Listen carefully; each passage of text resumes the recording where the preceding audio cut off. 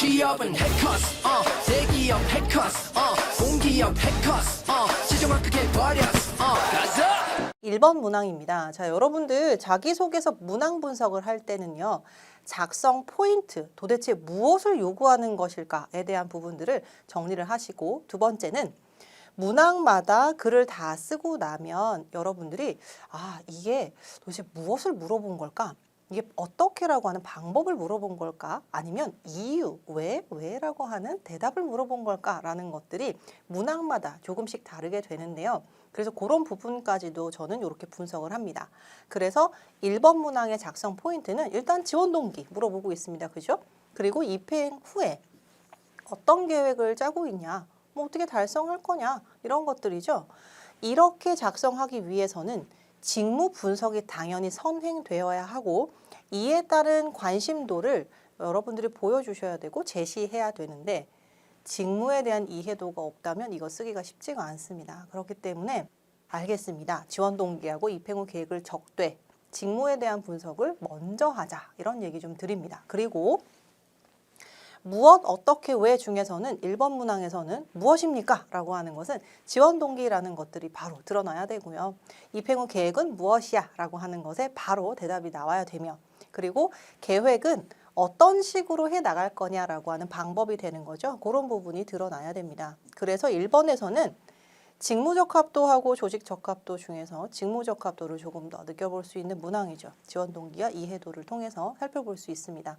그리고 1번 문항은 산업은행의 최근 행보를 통해서 여러분들의 관심사, 이게 연결 지을 수 있죠. 이걸 통해서 일단 찾고요. 그리고 나서 직무 분석을 통해서는 좀 중장기적인 비전, 이런 것들을 좀 연결시킬 수 있고요. 그리고 중장기적 비전을 통해서는 여러분들이 내가 지금 당장 이 비전을 세울 수는 없잖아요. 비전은 보통 10년 이상으로 보통 가게 되는데, 이걸 좀 단계적이고 세부적으로 이렇게 해 나가겠습니다라고 하는 것들을 제시해 주셨으면 좋겠어요. 그리고 입행 후 계획을 현재의 산업은행이 하고 있는 일에 막 초점 맞추지 않고, 제가 이건 1강에서도 얘기 드렸습니다.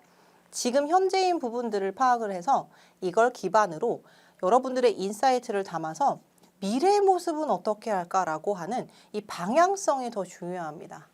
여기에 조금 미래지향적으로 작성해 주세요라고 얘기 드리고요. 그리고 여러분들이 산업은행의 지원 동기를 작성을 하실 때는 좀 유의사항이 있습니다. 그게 뭐냐면, 여러분들 산업은행 이렇게 찾아보면 최근에 행보 같은 것들이 되게 많이 나와요. 그죠? 잘하고 있는 부분들도 있고 우와 하는 부분들도 있어요. 그래서 이런 행보를 막 구구절절 찾아가지고 나열식으로 이렇게 하고 있습니다. 이렇게 하는 것으로 알고 있습니다. 이러이러한 성과를 거두었습니다. 이런 식으로, 여기 천자잖아요. 이거를 막 이렇게 자기소개서 반 정도를 막 이렇게 설명식으로 채우는 경우들이 되게 많은데요. 그런 거 하라고 요 1번 문항 작성하는 거 아닙니다. 그렇기 때문에 간단하게 이렇게 하고 있는데 내가 이게 관심도야. 이런 느낌으로 접목을 시키셔야 돼요. 그리고 막 이렇게 작성하고 나서 이러한 부분에 좀 감명을 받아서 이러한 도전에 좀 이전 도전을 하고 싶어서 뭐 이러이러한 부분에 나의 가치관과 맞아서 지원했습니다. 이런 느낌으로 작성하지 않도록 좀 유의하셔야 돼요. 이렇게 설명식으로 막 작성해 놓고서는 내 가치관과 일치한다라고 하면 여러분들의 가치관은 무엇이었는지가 제시가 되지 않았기 때문에 굉장히 빈약하게 느껴질 수 있고요.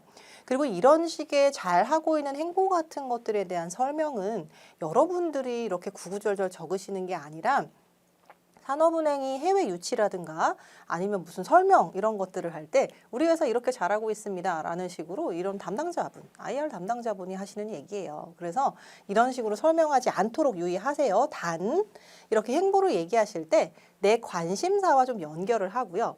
그리고 내가 해왔었던 어떤 활동과 그리고 뭔가 연구를 했다든가 프로젝트 했다든가 기타 등등 있을 거잖아요. 그런 것과 연결을 해서 혹은 여러분들이 되게 리포트 같은 것들을 유심히 보아서 이거는 내가 조금 더 해보고 싶어 라는 식으로 잡을 수도 있거든요. 그렇게 연결을 시키시는 것에 조금의 일부분만 이렇게 작성을 하시지 너무 많은 내용을 이렇게 막 회사의 칭찬처럼 채우지 않도록 유의하셨으면 좋겠습니다. 그리고 나서 입행 후 계획도 그래요.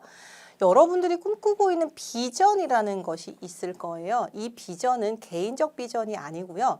산업은행 안에서 이룰 여러분들만의 비전이에요. 그러다 보니 최대한 진솔하고 단계적으로 성장해 나가는 모습을 그려 나갔으면 좋겠는데요. 이때 제가 이렇게 진솔하라고 했죠. 이거를 막 엄청 거창하다든가 이러지 않아도 좋습니다. 충분히 고민을 해보고 내가 미래지향적인 사람임이 느껴지게끔만 이렇게 작성해도 괜찮거든요. 그리고 이러한 비전 같은 것들은 사실 산업은행에서 이때 해왔었던 과정들을 보면서 여러분들의 선배라든가 아니면 가고 싶어하는 팀이 이런 식으로 이룩했었던 것들을 보고 그 발자취를 보고 나도 이런 식으로 성장을 해 나갈 수 있겠구나라는 것들에 대한 간접적 유추가 가능합니다. 그런 것들을 제시를 해주시면 되는데요. 이때 두 가지 방법이 있어요. 이렇게 하나의 업무에 조금 초점을 맞추어서 나는 스페셜리스트 되고 싶어요 이러신 분들도 계시죠. 그래서 이렇게 단계적으로 이렇게 잡아 나가는 것도 괜찮아요. 그래서 숙련도에 따른 계획을 이렇게 적어 주셔도 되는데요. 사실은 내가 특정 분야에 관심이 있지만 업무 영역을 조금 더 확대를 시켜서 제가 첫 번째 그 1강에서도 잠시 얘기 드렸었는데요. 특히 관심이 있는 부분이 있고 해보고 싶은 부분을 하나 더 설정하세요 라고 얘기 드렸었죠. 이런 부분을 좀 연결을 시켜서 지금은 아직 숙련도가 많지는 않지만 이렇게 업무를 쌓아 나가다 보면 내가 A라는 부분도 관심이 있을 수 있어요. 그래서 연결을 이렇게 연결 지어집니다. 그죠? 그리고 나서 조금 더 성장하게 되면 B라는 부분도 같이 갈 겁니다. 그래서 관심 분야에 따른 이렇게 제시도 괜찮습니다. 그래서 여러분들의 지금 당장 현재 이제 당장 입행을 해서 뭔가 하고 있는 일에 대한 열거가 아니고요. 미래지향적으로 이런 모습을 그려 나가며 나는 성장할 거야. 이 비전을 이룰 거야 라는 느낌으로 작성해 주셨으면 좋겠어요. 그래서 요 1번 문항은 제가 요렇게 이거 두 문단 아닙니다, 여러분들. 요거 하나가 한 문단인데요. 총 1번 문항 작성하실 때 이게 천자고 굉장히 많은 숫자이기 때문에 크게는 두 문단이고 요 하나가 첫 번째 문단으로 들어가게 되는 내용입니다. 글자 수가 많기 때문에 첫 문단인데도 이렇게 단락을 조금 나누었습니다. 그래서 1문단의 첫 단락에서는 산업은행의 지원 동기와 그 다음에 여러분들의 이 관심사항을 바로 이렇게 단도직입적으로 적어주세요. 나는 이런 부분이 관심이 있어. 그러니까 행보를 조금 알아야 되겠죠? 그럼 왜 관심이 있었는지에 대한 설명을 여기서 이렇게 여러분들의 경험에 기반을 해서 기술을 간단하게 해주시고요. 그리고 더 나아가서 플러스적인 요인이죠. 미래지향적이죠. 금융의 관심사와 동향을 이렇게 접목을 시켜서 이런 부분까지 관심이 있습니다. 그러니까 나는 결국에 그런 부분에 관심이 있으니 해낼 거예요 라는 모습이 되겠죠. 그래서 첫 단락의 두 번째에서는 이제 개인 비전을 제시를 합니다. 이런 관심사를 통해서 난 이렇게 꿈꾸고 있습니다 라는 것입니다. 그래서 여러분들이 꿈꾸고 있는 사유를 위에 이런 금융 동향과 그리고 KDB 산업은행에서의 관심사랑 연결을 해서 그리고 이런 기반을 바탕으로 해서 나는 이런 전문가를 꿈꿉니다 라고 하는 부분들을 여기 두 번째 여기다가 적어주시면 되는 겁니다. 그리고 나서 두 번째 문단에서는 이제는 입행 후에 계획을 적어주셔야 되죠. 그래서 내가 앞에서 이런 비전을 꿈꾸고 있는데 단기적으로는 중기적으로는 장기적으로는 이런 식으로 계획을 세울 것입니다 라고 하셔도 되고요. 또는 관심 분야가 처음엔 이거였는데 조금 더 업무 영역을 확장을 시켜서 이것도 조금 해보고 싶고 그리고 나서 이것도 좀 해보고 싶습니다 라고 하는 식으로 조금 영역을 넓히셔도 돼요. 그리고 나서 그냥 넓히면 안 되겠죠. 나의 이러한 모습들이 산업은행에서는 이런 식으로 기대 효과를 발휘할 것이라고 생각합니다 라는 식으로 클로징을 해주셔야 돼요. 그래서 이 노력으로 인해서 금융과 산업은행에서 이 관심 분야에서 어떠한 전문가로서 나는 그 성장 가능성 그리고 기여할 것이라고 기대합니다 라는 식으로 마무리를 지어주셨으면 좋겠습니다. 그리고 여러분들 이런 문항을 쓰실 때는요. 제가 단락을 2개로 제시를 드렸는데 각각 소제목 달아도 괜찮고요.